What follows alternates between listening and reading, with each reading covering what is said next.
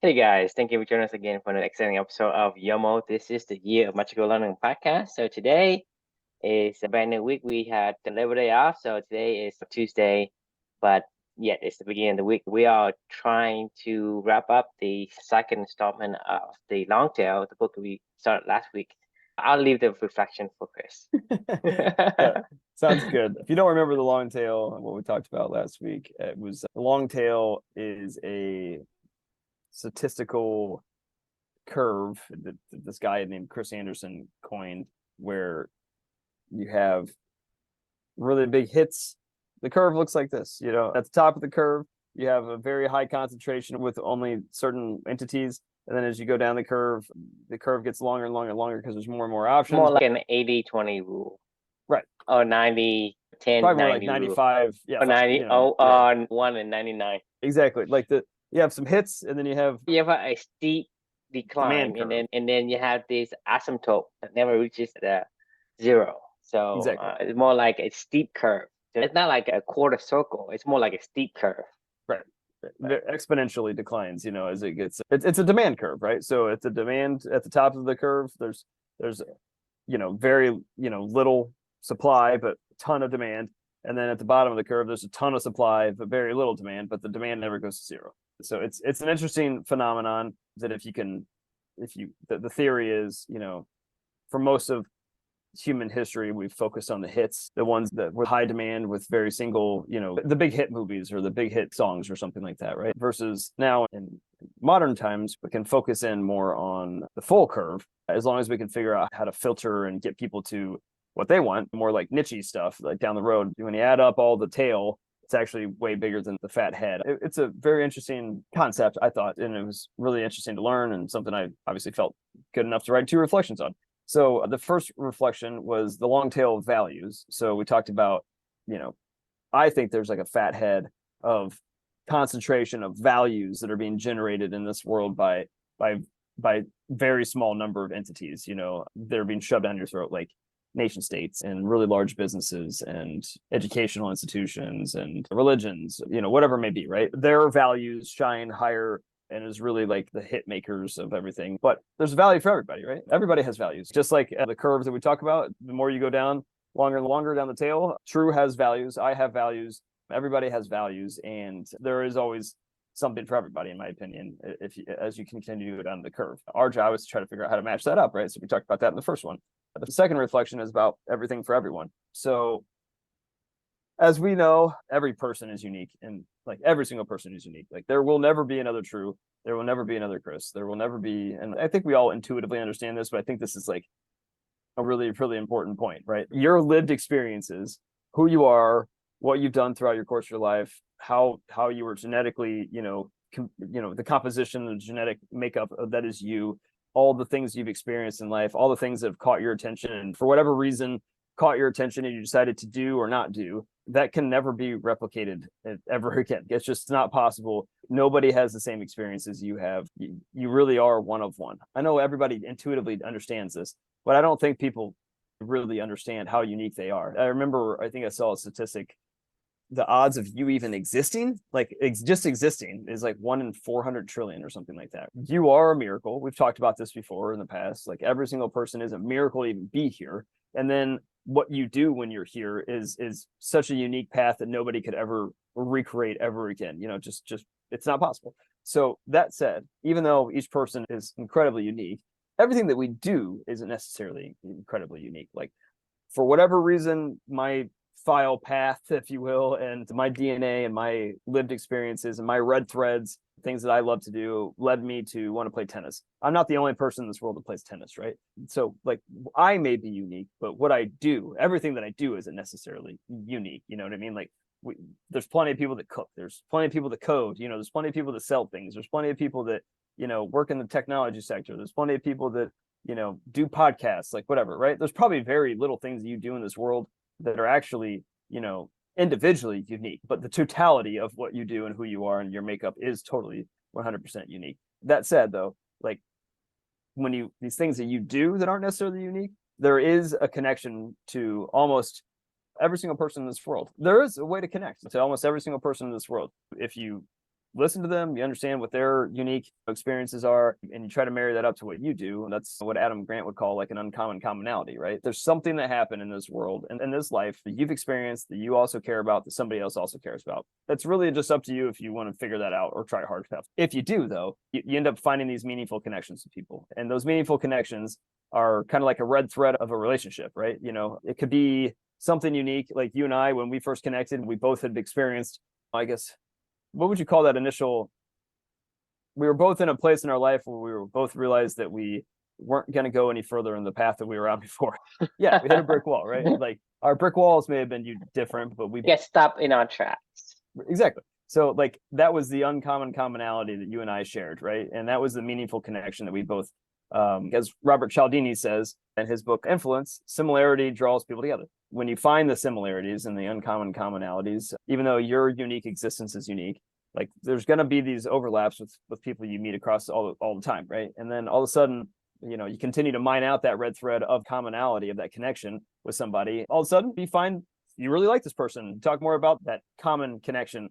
Then that common connection turns into an actual meaningful connection. And then you guys start to do stuff together. And all of a sudden, that meaningful connection turns into a meaningful relationship. And then that meaningful relationship produces meaningful work together because you guys are all still going after those same commonalities, right? That you found along the way. So in like the Venn diagram of life, if you will, it's really, really interesting when you can connect in almost every single person you meet. There's some overlapping little thing. If you try hard enough, I swear to God, I'm convinced at this point in time, you can meet any single person. And if you tried hard enough, you listened hard enough, how to win friends and influence people, kind of whatever, like listen to their background, find those similar values and those similarities that you guys share and your unique experiences. And you can find a way to connect the dots to form a meaningful connection and meaningful relationship with somebody.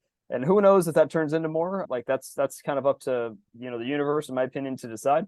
But that's kind of the underlying principle, I think, of the long tail, right? Like on this curve, this bottom curve, the long tail portion of the long tail, like everybody is unique on that curve at the bottom down there. Like it's really about trying to figure out how you can individually connect people and connect the dots with your unique lived experience. And like in a weird way, I feel like that's kind of our mission. You and I, is to help people figure out what their underlying source code is, and then find the commonalities amongst other people, and then build meaningful relationships and turn into meaningful work together. I know we've talked about what's the yin and yang of this whole thing. Is it meaningful work, then it turns into meaningful relationships, or is it meaningful relationships turns into meaningful work? I don't know. It's somewhere in between all of it at the same time, but the point is meaning, and meaning connects with your values, and your values are something that you can connect to the dots to anybody in the world. If you can figure out what that everything is for other people, you have an opportunity to form a meaningful connection, and maybe a meaningful relationship, and then maybe meaningful work, and then maybe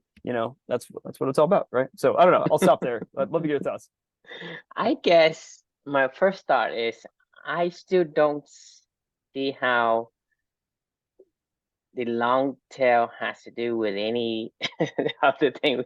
Maybe, like I said, I don't understand the long tail enough for me to understand the connection between the reflection and the book itself, but it doesn't matter. Let's talk about something for everyone, okay? Right. So for me, I think, let me ask you this question then. Do you remember how we met? Through, I don't even remember what the site was called. Indie Hackers. Indie Hackers, yeah, that's right. Met David. I think to the Same site? Okay. I can't remember anymore. That's crazy. It's been so long. I think it's the same site. I think. Mm-hmm. So the thing is, go back to what you're saying is there's something for everyone. And my thought is that you talk about the uncommon commonalities, right? The thing is, uncommon commonalities, to me, in my opinion, isn't a direct cause for why we connect and have this meaningful relationship. Oh, I agree. Yeah. Right. And so I think for me, personally, this is what I think. I think is there's something that I need that you could provide. That's why I connect with you. And vice versa, there's something that you need that I can provide. That's why you connect with me. To me, this is the underlying reason for the relationship. Whether you call it the uncommon commonalities, whatever, I think this is just definition we give to ourselves. And I don't think that's really the direct. It may be a secondary sort of thing that we kind of understand about what it is that we need. But I think in reality is you are able to provide what I want, and I was able to provide what you want. And whether or not when we met together, right? You think about when we connect, right? I can connect with anyone, but it is in the commonalities that you and I connected, right? So yes, there is a commonality of you get on indie hackers and I'm also indie hackers at the same stage. So there are certain things that give us a chance But we had to figure that out. to come across one another. But because of that, you say, well, that you can consider that commonalities. But I say to me, that's more like by chance. And you think about, full by randomness, it's by chance. And by chance, I mean, like, hey, I come across a lot of people, not just you, but by chance, I come across you. And by chance, you were looking for something. By chance, I'm also looking for something. And you happen to provide what I need, and vice versa. So I want to get to the point is that if you want to leverage your values, first of all, you have to know your values, right? You have to understand what your values are, and then you have to be able to say yes or no. Because if you keep because if I come across anyone and I say, well, this guy John, he wants me to be his CTO, and I provide technology, technical co-founder, and he provide the other one. So he and I will have the right need, right? Good. He need a technical co-founder. I need a more of a business side of the co-founder. That's a need. Why don't I just go with him? Why don't I say yes to him? And I said, so you understand? The thing is, for me, it is more crucial for you to understand your core values, and you gotta say no, because the moment you say yes, you are completely taken in a way. When you're taken, you're not available for other people. Just like when you I don't know if you like chemistry at all, but you know how you have a positive charge atoms and a negative charge atom, right? They say like I have extra electrons, right? So I'm negatively charged, I have extra electrons. And then this guy say, hi, I'm positive charged because I have missing an electron. So I need what you have, and this guy need what he have. And when he connects, when he bonded, he has created a connection. When he flows around, he doesn't need it anymore. So when he come across another positively charged electron and negative charged electron, it's not gonna connect with those guys because it's already taken. The space has been filled. You know what I'm saying? Yeah. So the thing is, like I said, there are many people who comes to me and come across my desk. Many people like say, hey, I want you to be CTO and I want you to build me this blah blah blah, right? But the question I'm asking is, why don't I go with him? Why don't I go with her? Why don't I go with and why do I go in the hacker? Why do I connect? When then you and I, let's say you David connected, right? And the thing is, by chance, you David connected before me, and I contact you, and you say no to me. You say no. I found somebody. I think I'm good with this guy. So you see what I said? Because I had no chance because you already connected with somebody. But I'm saying is because the value that you and David did not provide for each other, you start to separate. That's why you and I would connect. We would have connected, and then you and I continued this journey.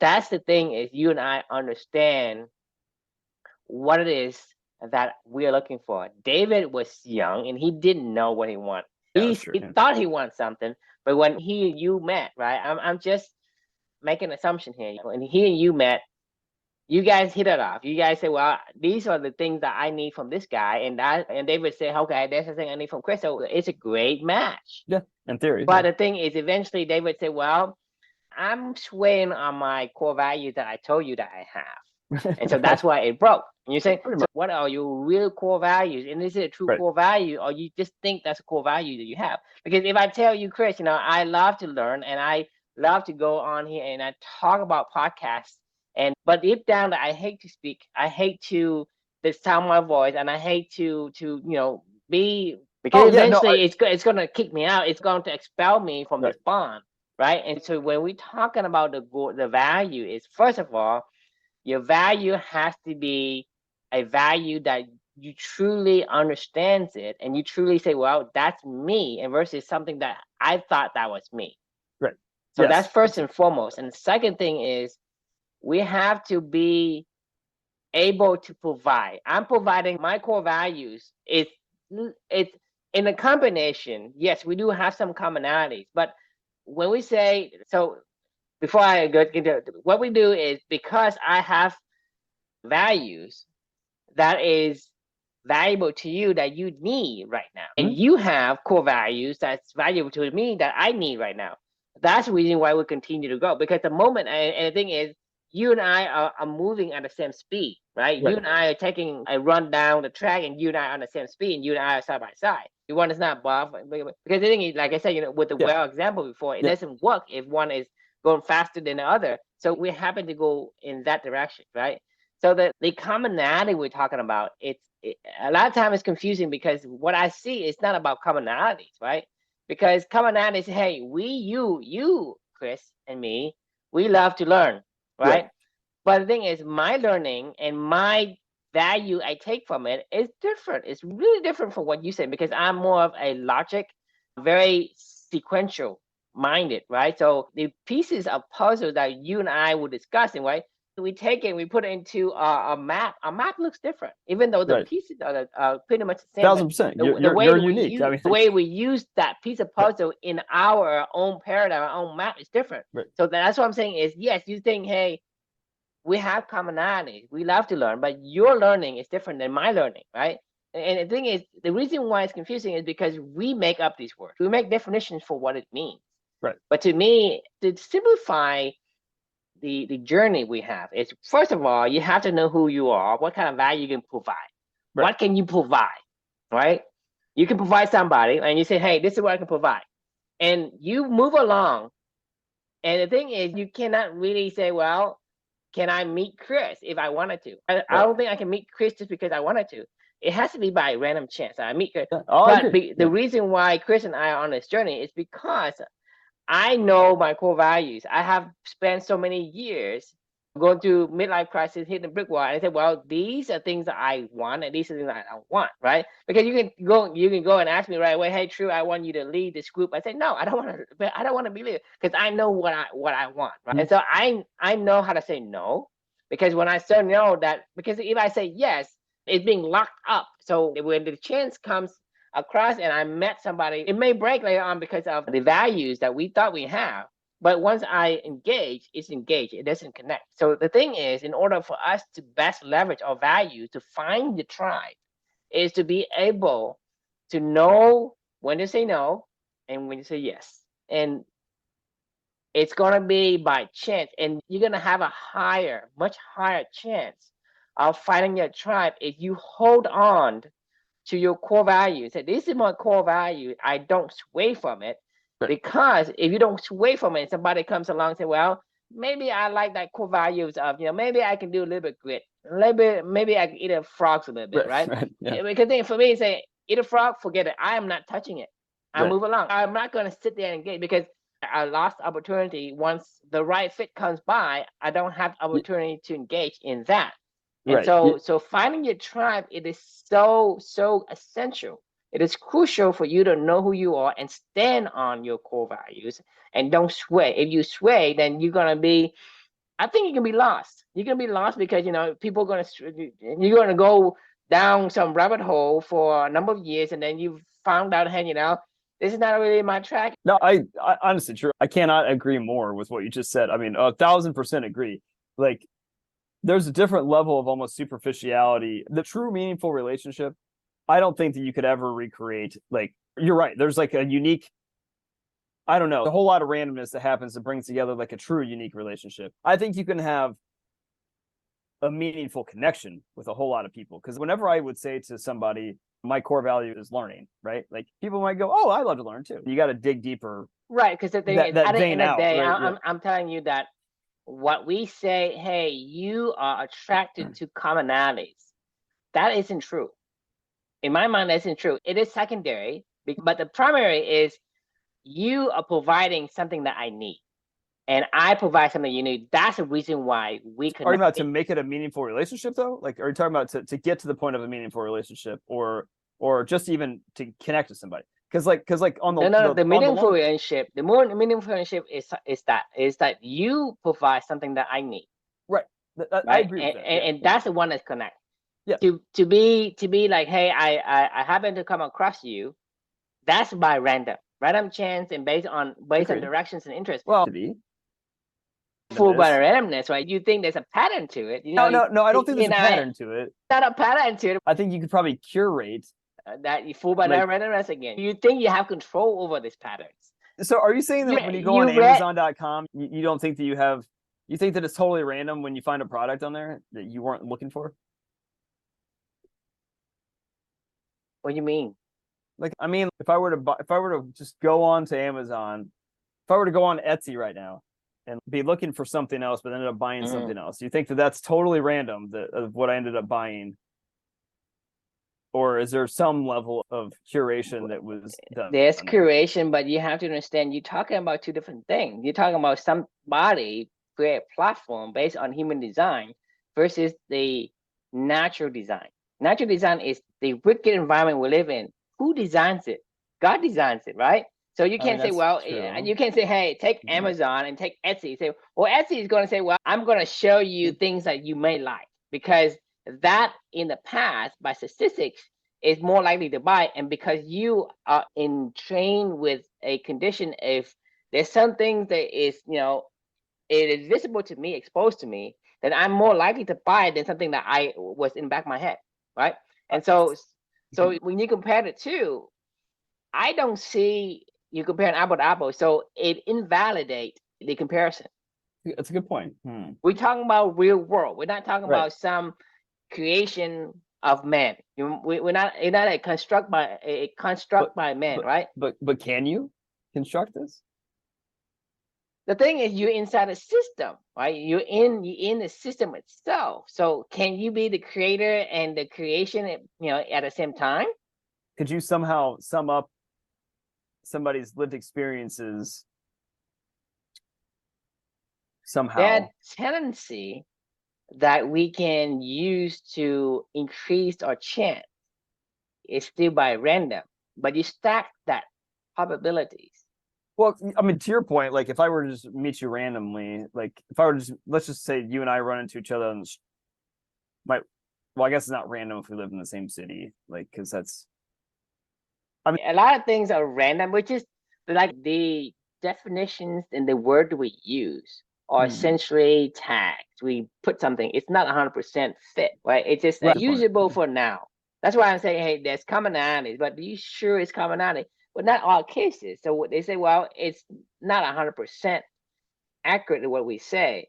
I think so. You could talk to anybody, and if you dig deep enough and you know yourself well enough, you could find a connection point with somebody. I'm not saying that connection point is going to turn into a meaningful relationship.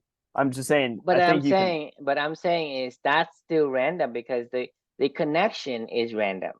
And I think the question you ask is random to get to the connection. So most of the thing we do is still random. Right. So it is very, very difficult for somebody to connect. And because of that, you're not helping that connection, finding the needle in a haystack, if you don't know what your core values are.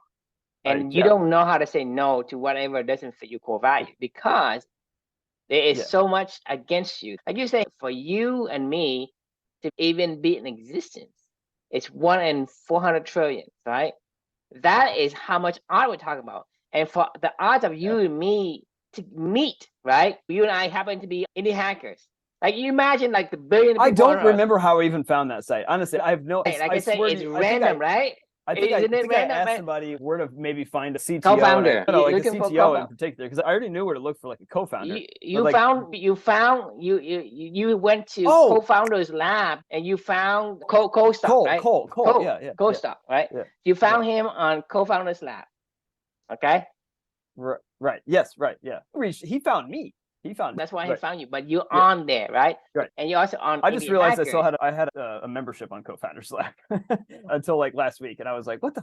Like I got some billing notification. It was like, just letting you know your next 6 months is renewing, and I was like, what? I was like, when do I still have this thing? Go ahead. What I'm saying is, because you had that random, even for me and you to meet is random, because you imagine like there's 7 billion people, 8 billion people on Earth, right? And how many people are on Co-Founders Lab? How many people are on Indie Hackers, right? So even the people on there by itself is a small probability. And even for the two people to come to meet together is even smaller than that, right? And then that's, to me, only you and I will happen to meet each other. What do you think the chances? That's a very low chance. What do you think the chances are of finding a meaningful relationship in this, like odds of finding a truly meaningful relationship where you're talking about to the level of where we're getting at? And by the way, I have a secondary thought to this before, just I want to get this out there before I forget this. I think I finally figured out the connection of the long tail to what we're talking about right now, right? So like the whole point of this whole thing is to curate the long tail to find connections, right? Like that to make connections by curation. Like that's the point of the long tail, right? The knowledge to take from understanding the long tail is if you can curate it, you can unlock the value that is in the long tail, right? If you can filter it, curate it, help people to find what they want to find, right?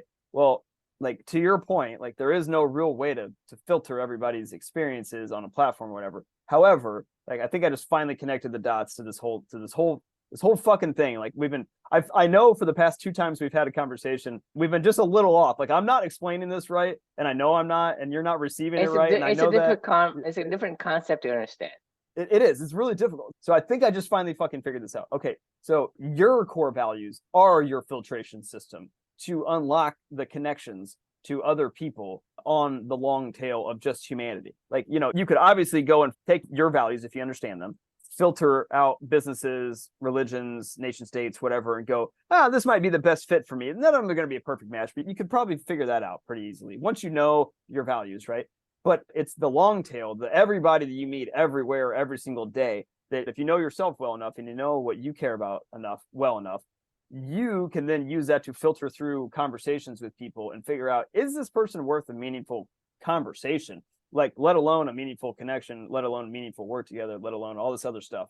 That rabbit hole that you're talking about that we've been going down for most of this conversation, that is pure randomness. I agree with you. Like, but that initial connection point, if you use your values to filter out other people and their values to find some commonality, because there was some commonality between us, right? I don't know if it was intentionally done the way that I'm talking about doing it right now, because we're 3 years now removed from that initial understanding, and we understand way more together because we've explored this stuff together, right? And we've gone way deeper down this rabbit hole. It was never by design that way, but I think there was something obviously clearly that was there. Right. I think the commonality is the effect, right? Because the outcome, like you were saying, like the outcome. Because let's say you and I would go. You and I want, because you need a technical co-founder and I need a business co-founder, right? Right.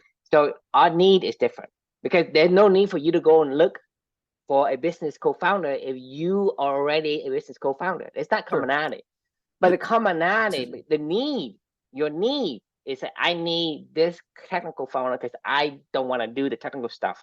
And for me, is I'm an opposite. That is the future. But once you connect it, you create commonalities, because you and I get together on the same place, on the same video chat, on the same platform. Those are commonality. Yes, those are commonality, but like I said, it's not a direct cause, it's an effect. So yes, commonality does enter into the fray, but it's not the reason why we connected. It's not the reason why we continue to connect. No, I agree. Yeah, I mean, because the commonality it's like dating or something like that. It's like getting married. Something like you could go on a you could meet any person of another. So why don't you date a goat? That's exactly what I was getting ready to say. I mean, you specifically. So somebody did at one point in time, and I'm sure they gave us some pandemic, as a result of it, because they're fucking idiots. That's that's God's way of saying, like, hey, you idiots, just because you can doesn't mean you should. I'm going to give you all plague. Here's some disease. It'll kill all of you. That's not fair, because you think about it. If I were to knock a glass of water down on from the table, and you say, hey, you idiot, I'm going to make the glass shatter, right? And so God didn't do shit. He said, like, that's fine. I present this framework. You happen to violate the rule, and this is what happened. It's not like, architecture. Hey, I mean, you're not like you knock over the glass, and then God said, well, you dumb. It's nudge. It's liberal paternalism. He gave you a choice architecture. Here's a goat. You can fuck the goat or you can not fuck the goat. Here you go. And you chose to fuck the goat. Yeah, but back to my point. The point is, I'm trying to say this. What was the reflection say? Reflection say everything for everyone.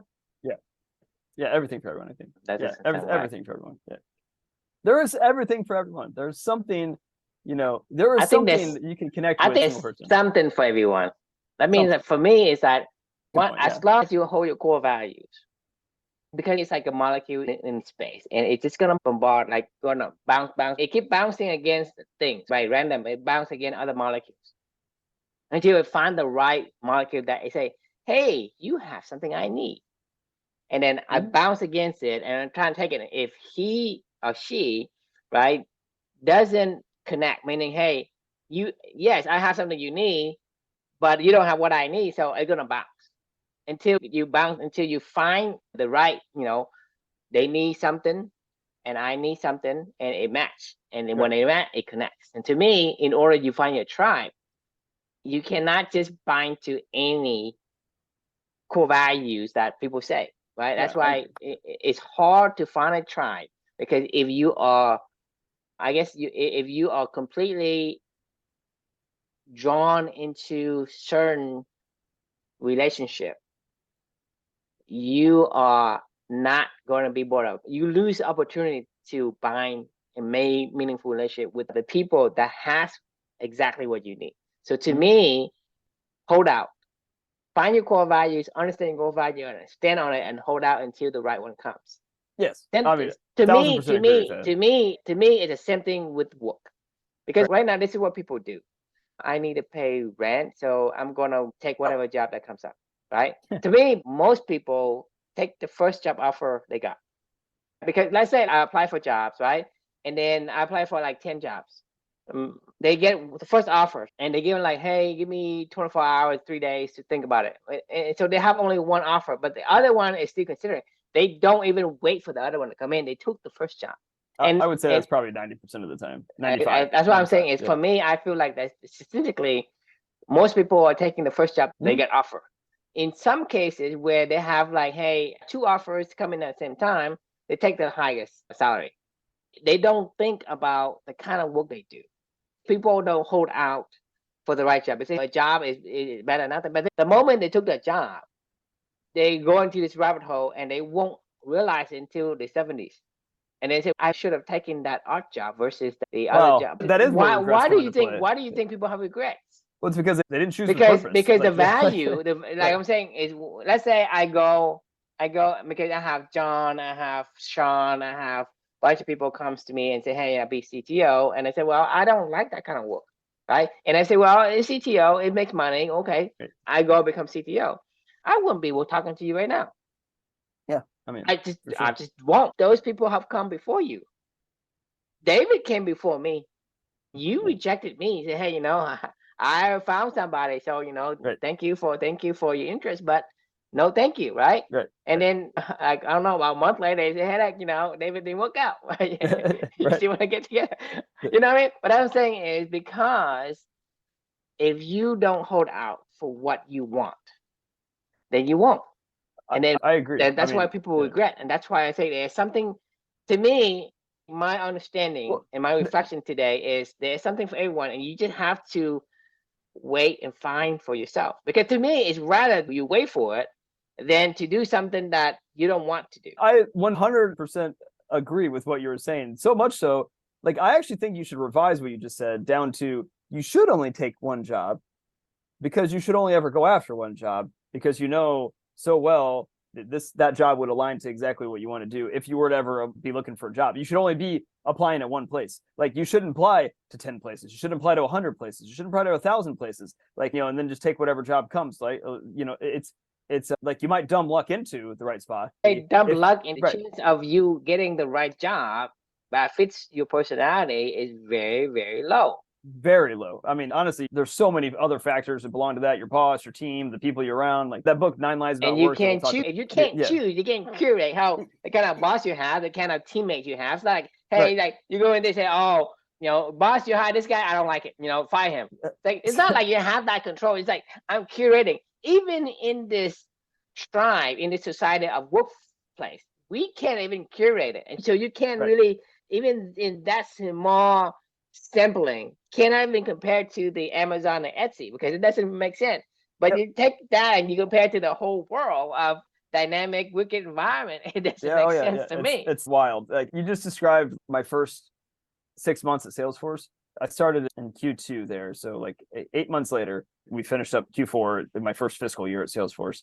And we were having our regional kickoff for our team with all of our people here in Indianapolis. One of our VPs was given a presentation to the group. They had brought everybody in from our New York offices, our Atlanta offices, our remote employees, our SF offices into Indianapolis, right? So we had maybe like 60 people from all different areas of the country that had flown in, and their bosses and our senior leadership team and everything was in one spot, which is rare. This is why they do our company kickoffs right after the fiscal year ends and when we're setting the stage for the next year. One of the ladies that was given this presentation, she had just gotten promoted into a higher level role, into a higher market segment, and she'd been in same market segment that I'd been in for like 5 years. She was given a speech about what it takes to be successful in this job. She goes, ironically, I've only ever had 2 bosses, and they're both in this room right now. One was her former boss, and then my boss's boss, who was her former director, who was also her former boss. She was like, I've been here for almost 8 years now. She was like, it feels like it's home to me. I'm referring to like team, right? The team aspect, you can't control that, right? You cannot control the fact that you work at a company that moves and changes so much to Salesforce, that you had the same boss for 8 years. Like, that is unheard of in the world that I work in at this point in time. Like, it's almost impossible, or only had 2 of those bosses in like 8-year period of time that you worked there. And I started laughing to myself, while she was giving this speech, because I had only been at Salesforce for 8 months, and I was on my 4th boss, like, in 8 months. And none of those were by my choice, right? The person that I got hired in, she got fired within 2 months that I worked there. Then I was under an interim. Our area vice president was under him, and then he brought in somebody else that finally started, and then that guy was awful. He got fired, and then I ended up on another team somewhere else. This is within an 8-month period of time. I had no control of any of this stuff. Like, whatever. And I'm listening to this lady talk about 8 years, and I've been there for 8 months, and I've had 4 managers. She's had 2. It doesn't matter if you thought Salesforce was the best place ever in the world. Her name's Amanda. She's an amazingly talented person, but at the same time, too, it's hard. Team matters. Who you're around matters. Your individual team, not just your boss. Like, who you're like, all these components. Like, even if you think this is the right company, that the right values and the right alignment and the right job, even that still doesn't come together in a grand fruition a lot of times, in order to actually like find the success you want to find.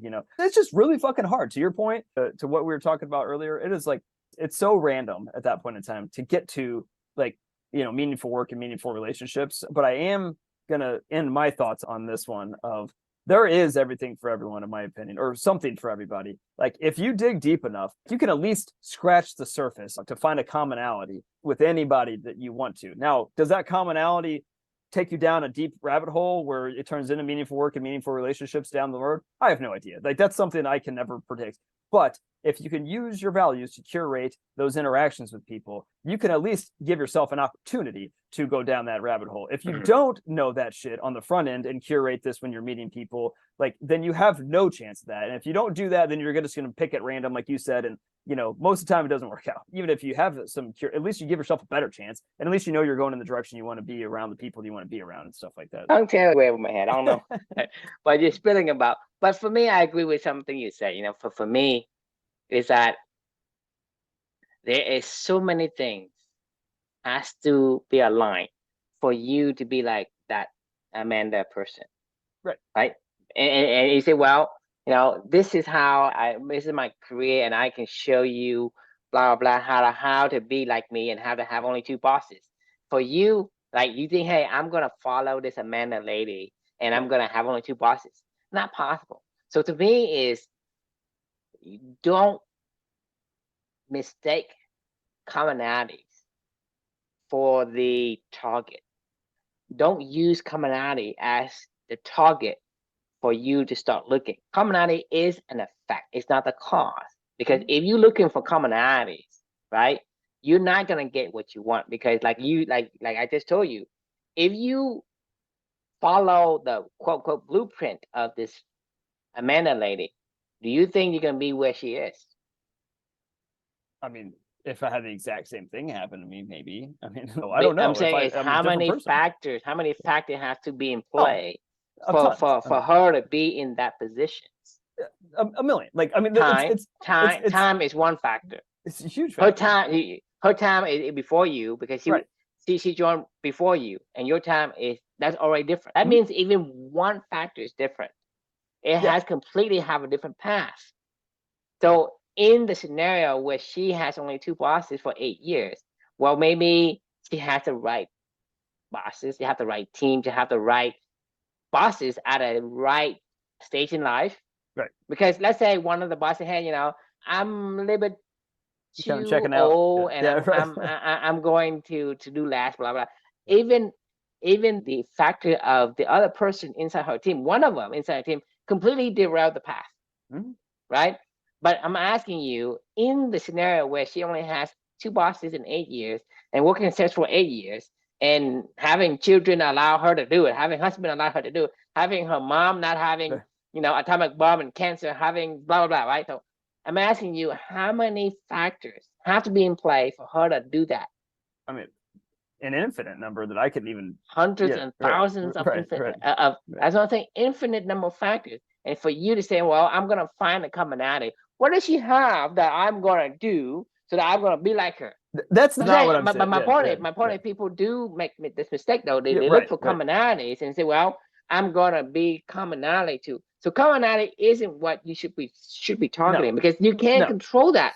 The commonality is an effect. Yeah. I'm saying the first lesson is don't mistake commonalities as a target that you should be searching for, because it's going to disappoint you, because it won't work that way, because there's so many variables in play. So the only thing that to me is, how do you live your optimal path? The optimal path is you got to understand who you want to be. Deep down, take enough time to self-reflect and understand what it is that you really, really, truly want, right? And then continue to search for it. The thing is, that's the only thing you can control. Yep. You can't control anyone else, and you can't control the randomness. You can't control the environment either, right?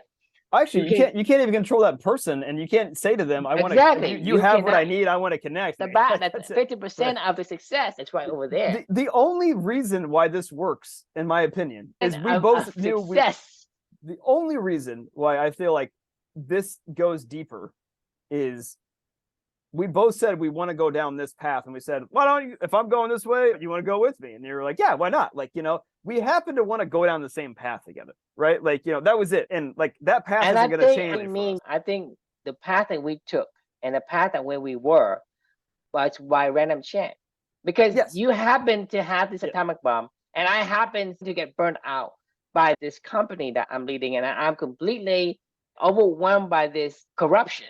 And I have to quit. I have to, because then you know me, right? I told you that I would rather lie to your face and hurt your feelings than to lie to you. Right. And so if that's a character, I have a strong character. I don't know why. I mean, I didn't choose it, but I don't know why. But I don't like to be untrue, right? So I don't know why, but that's who I am. And so when I build this business, and the clients I have is in these corruptions, right? And I should have known it's the government, so I should have known, but I could not stand it. It eating me from inside. So I have this, like, I basically hit the. I'm telling you that basically the airplane is flying, and I just jump out. I just let the airplane crash. And you and I were at the same. You just had an atomic bomb with your daughter, right? And I was at that stage where I'm like, because I have ran this company since 2007. It's like 15 years. And then I completely quit. I said, well, I don't know what I'm doing right now. So I'm going on the indie hackers. And I would say, well, what's out there? And you're trying to revive your product after your atomic bomb. So you and I happens to be there. And you and I happens to say, well, I don't want to do anything else, because I have rejected so many offers, even in that a period of time. I would say, hey, I don't want to do that. Right. To me and you, we have gotten there by chance. And by chance, you and I are the same stage.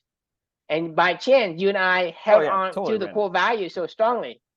Because the thing is, it's insanely random. And not even to get to where we are right now is even more random. I mean, that's the stage you and I was in was random, and you said that you're in as random, right? Yeah. But it random also happened to be in the same place. But over the past 3 years, you and I have used that chance, opportunity to kind of like distill the reason why it works. Yeah. The reason why it works is because I was so adamant about the kind of things that I want. And when you told me about, no fine policy, and I told you about siesta in the middle of the day, we're talking about, doing the things. I mean, we're talking about the future of the company. You and I had the same thing, and we wanted that because that is something we talk about. We get together for a business purpose, but all we talk about was the future of the company, how the environment looks, the kind of things that we do together has nothing to do with businesses. The talks I have with other people is about, building this, making this money, blah, blah, right? So that doesn't align with me because I held on to this core value so strongly. I also held on to something strongly. That's why you say no to other people. I said no to other people. You and I had a strong affinity for the core values that we want to achieve together, right? That's why you and I stay connected for the past 3 years. Agree. But the thing is, without that, I would have taken something else. Yeah, I mean, 1,000% agree. And it's not. Yeah, man, it is a like definitely the long tail. Like, okay, so like. I think we should forget about the long tail. No. I can't because all you do is confuses me. No, my brain is stuck on this. So like Spotify, right? You may find a song. Spotify, the platform, may help you to find a song in the long tail of songs out there that you may or may not agree with or something like that. But every once in a while, like they might help you to introduce that one artist or that one band or something like that like just changes your fucking life, where it's like the right song, the right band, the right artist, the right time, the right place. And all of a sudden, like you find yourself 3 years later, 5 years down the road, 10 years down the road. And now you're a parrot head and you're going to every Jimmy Buffett, like whatever. Well, that would be more like a fat head scenario, but you're a fan for life. You're dedicated. Somebody asks you what your favorite artists are. And you're like, it's Lucky Boys Confusion, and you're like, why? And you're like, I don't know. Who are they? I don't know. They came to my fraternity one time because some random dude lived in Naperville, Illinois, that was also in my same fraternity. I don't know how I ended up joining my fraternity in the first place. One of my friends that I went to high school with happened to be there, and his brother went there, and that was the only place that I ended up going to. And then this guy knew this guy, and then we would bring bands in. Just down to the store of randomness. Right, but my point being is if like Spotify like gives you like you get to go like speed date, like on Spotify, right? Like, oh yeah, they're telling me I may like this song. Sure. Like you can help me find the long tail of songs, right? That are out there in the ether in the universe that may just based off of maybe how you think you know me, But I think I disagree with that because a lot of times, the Spotify songs or whatever, they overfit you. They say, hey, you start out with this song, and they say, well, this song. They don't get away from it. Let's say I start listening to put on some soft music, like classical music, and everything I hear is classical music. It's like they don't even jump over to something else. So I'm never going to get out of that circle. So to me, Spotify, Amazon, I hate them because the thing is, I want something new, and all they do is because they overfit the model and say, well, this person, it happens by random chance that I've seen this thing and I've listened to it for a while. I mean, maybe I'm interested. I want to give it a try. And they say, well, since you listen to it, I'm going to give it more and more, right? And so if I say, because like I have never come across any rap music. That you've ever liked? I've never come across any rap music on Spotify. Well, that's because you're listening to rap music. No, exactly. So how would I ever know to recommend me rap music? So to me, you're putting yourself in a box. You're putting yourself in a paradigm of. Well, not you. Spotify has boxed you. Exactly. So that's what I'm saying is you got to be careful. It's a bigger box. To be fair, because you were in a box before when all you could see was, what was on TRL. You know what I mean? Like you were in a littler box at that point in time. Now you're at least in a bigger box. Yes, you got to know you're inside a box. Right. Yes, you're in a box. So yes, in order for you to get out of the box, you have to know you're inside a box to get out of the box. If you don't know that you're in a box, how could you ever get out of the box? Well, but you don't. Okay, like this is actually interesting. I don't know that I want to go down this road because I want to go blow my nose really bad right now.